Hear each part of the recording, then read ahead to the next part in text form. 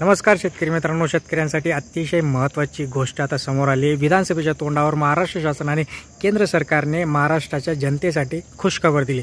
खुशखबर कशी दिली की जे काही पीएम किसान सन्मान निधी योजनेचा 18वा हप्ता होता आणि नमो शेतकरी महासन्मान निधी योजनेचा 5वा हप्ता, दोघं हप्ते कंबाईन करून आता शेतकऱ्यांना त्याचं अनुदान मिळणार आहे।